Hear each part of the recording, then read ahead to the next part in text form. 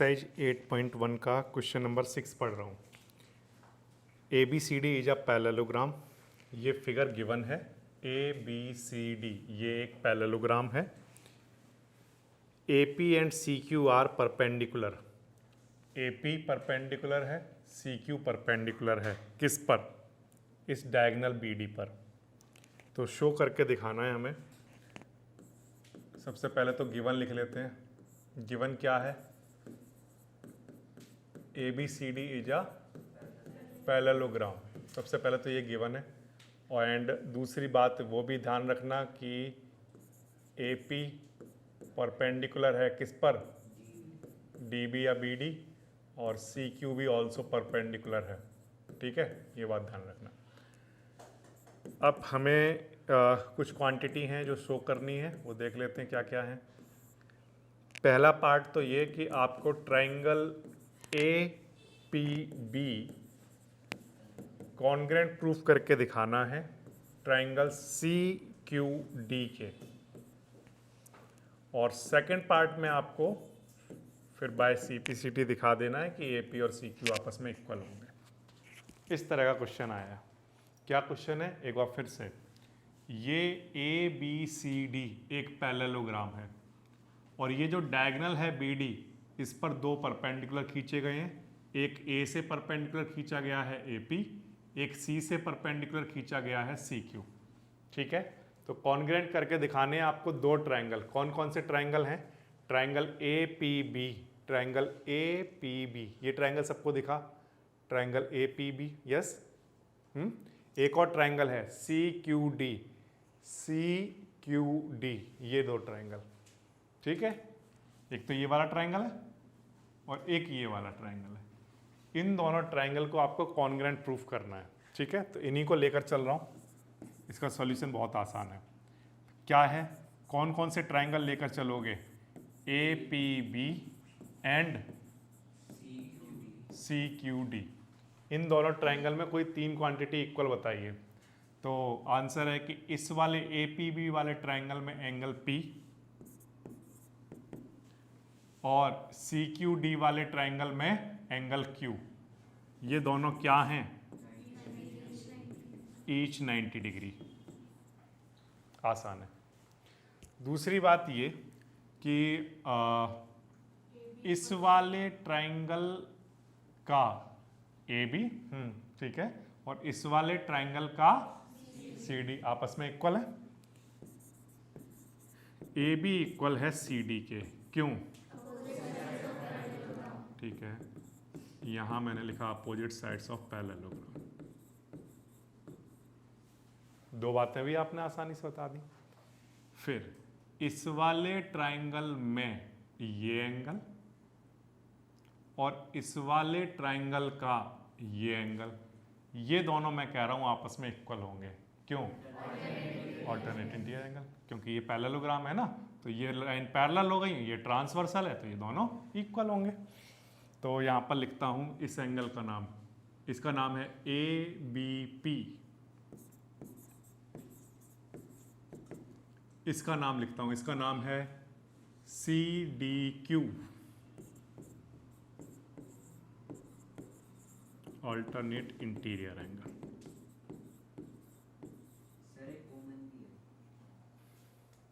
No, कुछ भी common नहीं है। पी क्यू पूरा नहीं आ रहा ना उसमें, तो पूरा वो कॉमन नहीं है। ऐसा मत सोच लेना कि ये पी क्यू केवल इतना थोड़ी है। ट्रायंगल की तो पूरी ये साइड है ना, इस वाले ट्रायंगल की साइड तो ये इतनी है ना। तो सिर्फ पी क्यू कॉमन थोड़ी देखेंगे, फिर तो हमें ये पूरी साइड चाहिए थी कॉमन। बात आ रही है समझ? तो हम ये कहेंगे कि ट्रायंगल ए पी बी क्या प्रूफ हो चुका है? कॉन्ग्रेंट। किसके? सी क्यू डी के। रूल बताइए। एंगल लिया, एंगल लिया, साइड ली, एंगल एंगल साइड। अगर ये दोनों ट्रायंगल कॉन्ग्रेंट हैं तो बाय सीपीसीटी मैं कह सकता हूं कि इस वाले ट्रायंगल का AP, इस वाले ट्रायंगल का ये आपस में इक्वल रहे होंगे। बहुत ही आसान क्वेश्चन था ये, तो कुछ भी नहीं है। ए बी सी डी पहले से पैरेललोग्राम बता रखा था, ये दोनों परपेंडिकुलर बता रखे थे, और ये भी बता रखा था कौन से ट्रायंगल कॉन्ग्रुएंट प्रूफ करने हैं। तो जो कॉन्ग्रुएंट प्रूफ करने हैं वही हम लेकर चलेंगे। तो मैंने ये ट्रायंगल लिया, ये ट्रायंगल लिया। इसमें सबसे पहली चीज़ मैंने कहा कि इस वाले ट्रायंगल में P और इस वाले ट्रायंगल का Q, ये दोनों ईच 90 डिग्री हैं। दूसरी बात मैंने ये कह दिया कि क्योंकि ये ABCD एक पैरेललोग्राम है तो अपोजिट साइड्स इक्वल होंगी, तो इस वाले ट्रायंगल का AB इस वाले ट्रायंगल का CD आपस में इक्वल होंगे। और तीसरी बात ये कि इस वाले ट्रायंगल में ये जो इतना एंगल आ रहा है और इस वाले ट्रायंगल में ये जो इतना एंगल आ रहा है, ये दोनों आपस में इक्वल होंगे ऑल्टरनेट इंटीरियर से। तो एंगल साइड से ये दोनों ट्रायंगल कॉन्ग्रुएंट हो गए, फिर बाय CPCT ये दोनों परपेंडिकुलर आपस में इक्वल रहे होंगे। आसान क्वेश्चन है, ठीक है। इसके बाद एक क्वेश्चन और देखते हैं हम। देखिए क्वेश्चन नंबर 7 पढ़ रहा हूँ, एक्सरसाइज है 8.1। ABCD is a trapezium. ABCD ये एक ट्रेपीजियम है, दिख भी रहा है, okay. In which AB parallel to CD, ठीक है, क्लियरली दिख रहा है AB और CD पैरेलल हैं। क्या बोला है, and AD equals to BC। ये जो AD है और ये जो BC हैं ये आपस में इक्वल हैं, ये हमें गिवन है, ठीक है। तो सबसे पहले तो मैं गिवन में लिख लेता हूँ, ABCD एक ट्रेपीजियम है।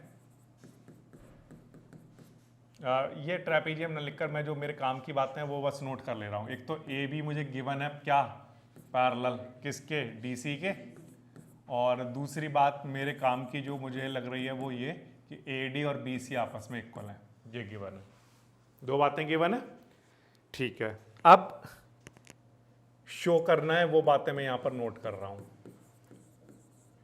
शो क्या करना है, शो करना है हमें angle A equals to angle B, angle C equals to angle D, triangle ABC congruence to triangle BAD, और डायगोनल कौन सा, AC इक्वल रहा होगा डायगोनल BD के। ये सब कुछ ठीक है। और उसने कुछ नीचे हिंट भी दिया हुआ है, extend AB and draw a line through C which is parallel to DA, वो मैंने ऑलरेडी वहाँ पर बना रखी है और उसने फिगर में भी दिया हुआ है NCERT में, ठीक है। देखो क्या किया गया, फिर से ध्यान दो बोर्ड पर। ABCD ये एक ट्रेपीजियम है। ट्रेपीजियम में ये एक पेयर कैसा होता है, पैरेलल होता है, तो उसमें AB और CD आपस में पैरेलल है, ठीक है यहाँ तक। फिर उसने ये भी बताया है कि जो इसकी नॉन पैरेलल साइड है ये दोनों, ये आपस में इक्वल हैं। कौन कौन सी, AD एंड BC, ये इक्वल हैं। फिर हमने क्या किया कि ये जो AB जो साइड थी, इस AB साइड को आगे खींचा और यहाँ तक लेकर चले गए, E तक, और C से एक लाइन लेकर गए, डॉटेड लाइन जो आपको दिख रही है, ये हमने पैरेलल बनाई है किसके, AD के, जो कि इस एक्सटेंडेड वाली लाइन को E पॉइंट पर इंटरसेक्ट कर रही है, ठीक है। ये हमने अपनी तरफ से कुछ कंस्ट्रक्शन कर लिया है, ओके, ठीक है। अब मैं इसका सॉल्यूशन दिखाता हूं आपको। सबसे पहली क्वांटिटी जो मुझे इक्वल प्रूफ करनी है वो है angle A equals to angle B। ये वाला एंगल और ये वाला एंगल मुझे इक्वल दिखाने हैं, ठीक है। तो दिखाता हूं, कैसे दिखाऊंगा, देखा, ध्यान देना बच्चों। यहां पर मान लो बच्चों कोई एक एंगल बन रहा है एंगल 1, ओके। यहां पर मान लो कोई एक एंगल बन रहा है एंगल 2, ठीक है यहां तक। अब एक चीज ध्यान से सोचो आप, ये जो AD है वो पैरेलल बनाया गया है किसके, बाय कंस्ट्रक्शन,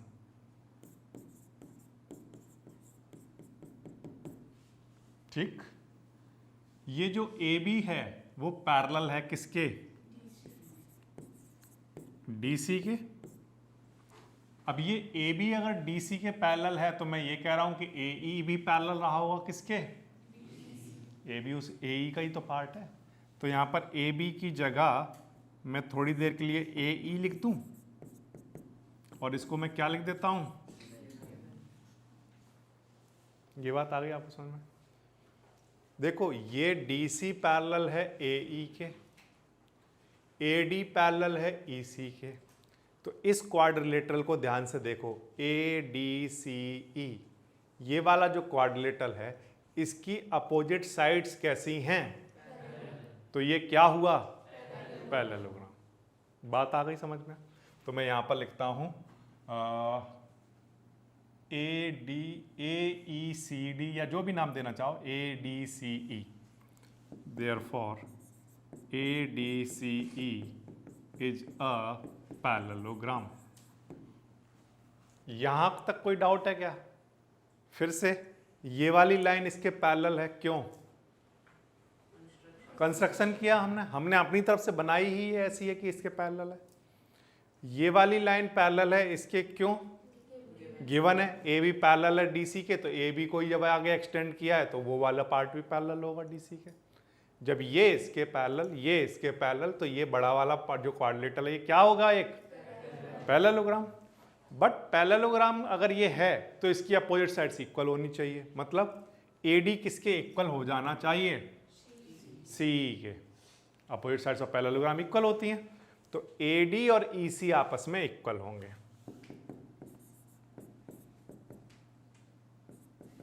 इसमें कोई डाउट नहीं। ये क्या है? Opposite sides of parallelogram.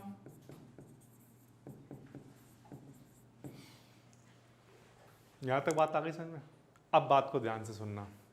अगर ये दोनों साइड आपस में इक्वल है, लेकिन आपने तो क्वेश्चन में मुझे ये बताया था कि एडी बीसी के भी इक्वल है। ये क्वेश्चन में क्या है? गिवन है। अभी तो आपने कहा एडी इसके इक्वल है, अपोजिट साइड्स ऑफ पैरेललोग्राम, लेकिन एडी ऑल्सो किसके इक्वल है? बीसी के। क्या है ये? गिवन। एडी ईसी के भी इक्वल है, एडी बीसी के भी इक्वल है, तो ईसी और बीसी आपस में, ईसी और बीसी आपस में इक्वल होंगे। ये बात आई आपको समझ में? तो यहां से मुझे ये पता चला है कि ईसी और बीसी आपस में इक्वल है। अगर प्यारे बच्चों ईसी और बीसी आपस में इक्वल हैं, ये दोनों साइड इक्वल हैं, तो इनके अपोजिट एंगल भी आपस में इक्वल होंगे। ये दोनों साइड इक्वल हैं तो एंगल 1 और 2 भी आपस में इक्वल होंगे। Angle opposite to equal side. ठीक है, तो यहां पर लिखता हूं angle 1 equals to angle 2, angle opposite to equal side. बात आ रही है समझ में? ठीक है। अभी तक आप मुझे ये बता चुके हो कि एंगल 1 और 2 आपस में इक्वल है। कैसे बताया सर? सुनो ध्यान से फिर से। ये साइड पैरेलल है इसके, ये साइड पैरेलल है इसके, तो ये ए डी सी ई क्या होगा? एक। कोई डाउट नहीं इसमें। दूसरी बात, अगर ये पैरेललोग्राम है तो ए डी इक्वल होगा किसके? ई सी के। बट ए डी ऑल्सो किसके इक्वल है? बी सी के। तो इसका मतलब ए डी इसके भी इक्वल है, इसके भी इक्वल है, इसका मतलब ये दोनों आपस में इक्वल है। अगर ये दोनों साइड आपस में इक्वल हैं तो इनके अपोजिट एंगल भी आपस में इक्वल है। यहां तक कोई डाउट नहीं? अच्छा, अब आगे की बातें सुनो। मैं आपसे पूछ रहा हूं कि अगर ए डी सी ई एक पैरेललोग्राम है तो एंगल ए और एंगल 1 का सम कितना होगा? एंगल ए प्लस एंगल 1 का सम होगा 180 डिग्री। क्यों? को इंटीरियर एंगल।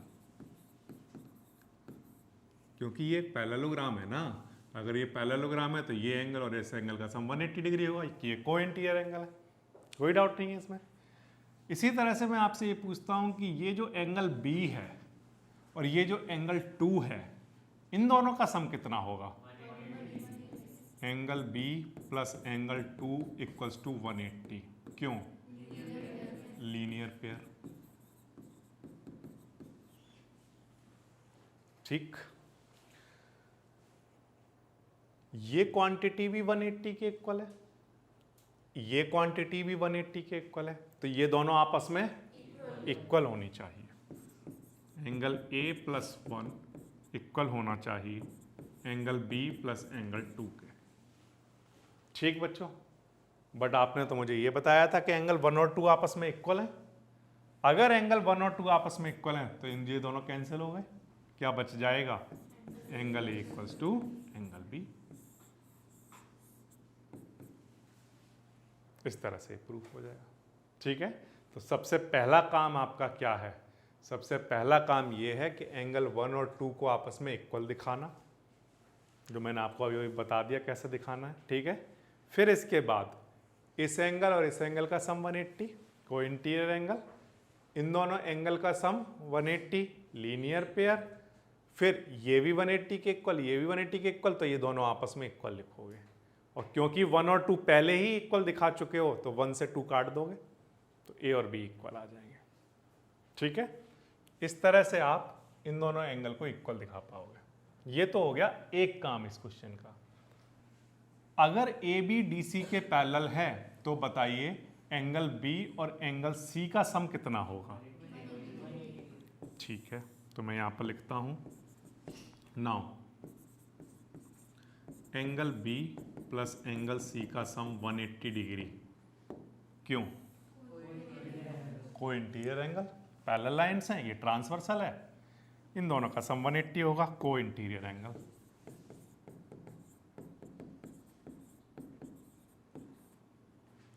ठीक है, फिर से अगर ए बी पैरेलल है डी सी के तो बताइए एंगल ए और एंगल डी का सम कितना होगा?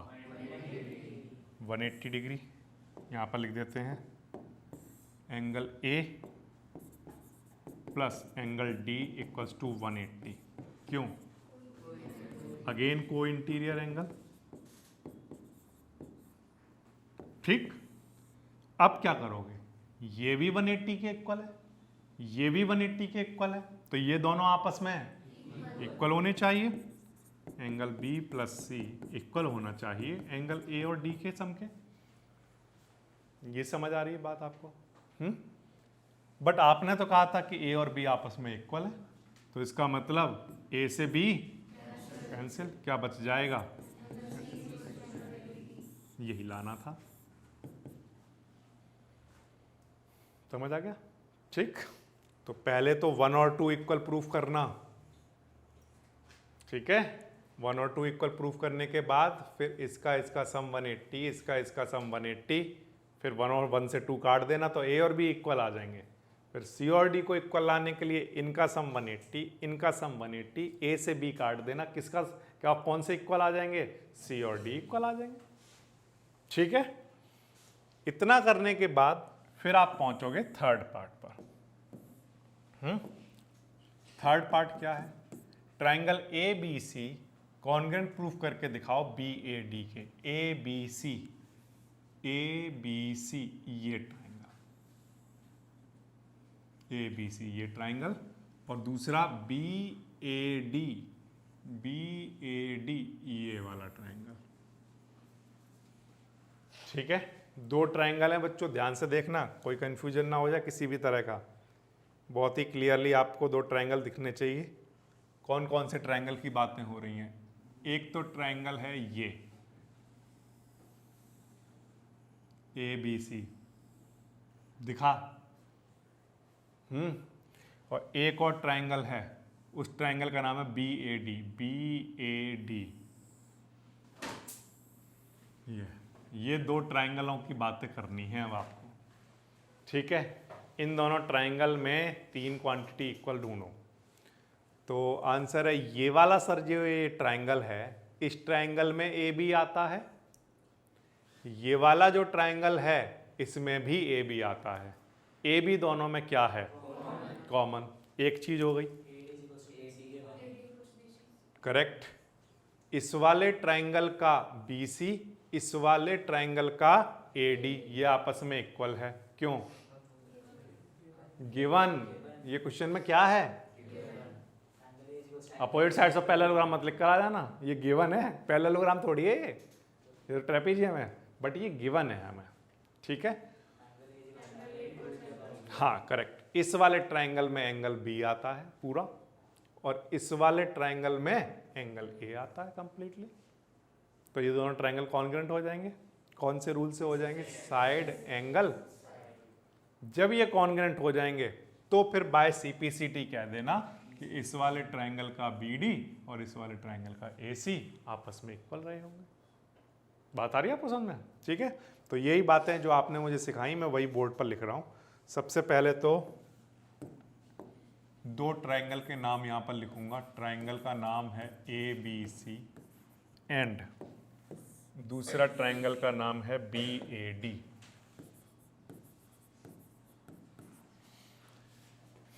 ए बी सी ट्रायंगल में ए बी आता है,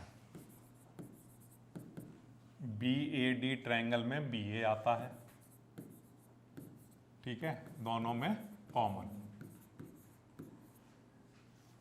ठीक है, देखो ये ए बी लिखा है, ए बी लिख दिया, ये बी ए लिखा है, बी ए लिख दिया। कोई बच्चा अगर गलती से ए बी लिख दे कोई बात नहीं, साइड लिखते वक्त आप इधर उधर चेंज कर सकते हो, एंगल लिखते वक्त नहीं।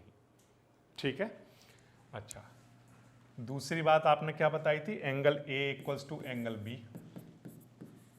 ठीक है, इसका एंगल ए और इसका एंगल बी आपस में इक्वल है। ये हमने क्या किया था, हाँ प्रूव किया था। ठीक है, और क्या बताया था, ए डी। ठीक है, बी सी इधर लिखना चाहिए मुझे, इस वाले ट्रायंगल का बी सी, इस वाले ट्रायंगल का ए डी, ये आपस में इक्वल है, ये गिवन है। तो triangle A B C congruent proof हो गया ट्रायंगल बी ए डी है। साइड, ठीक है, साइड एंगल साइड रूल। और फिर बाय सीपीसीटी, ठीक है, डायगोनल लिख देता हूं ऐसे, diagonal A C now equals to diagonal B D by CPCT. ठीक है, इस तरह से हो जाएगा, कुछ भी नहीं है, आसानी से आपको तीनों चीजें दिख जाएंगी। ठीक है, कर पाओगे इस क्वेश्चन को। हमने अभी तक जितने क्वेश्चन किए हैं उनमें ये सबसे अच्छा क्वेश्चन है।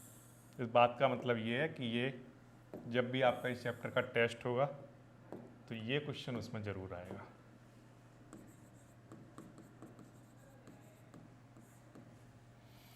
ठीक है, कैसे कर दिया ये क्वेश्चन, एक बार फिगर के अंदर देखते हैं। देखो ध्यान दो, ए बी सी डी ये एक ट्रेपीजियम है। ठीक है, और इसमें ए बी पैरेलल है डी सी के, एक बात। और ये जो नॉन पैरेलल साइड हैं ए डी और बी सी, ये दोनों आपस में इक्वल है।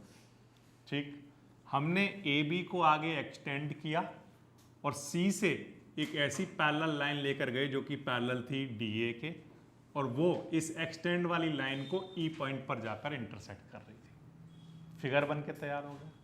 अब हमने क्या किया, सबसे पहला काम किया कि इस बड़े वाले क्वाड्रिलेटरल को पैरेललोग्राम प्रूफ करें। कैसे किया सर आपने, बहुत आसान था।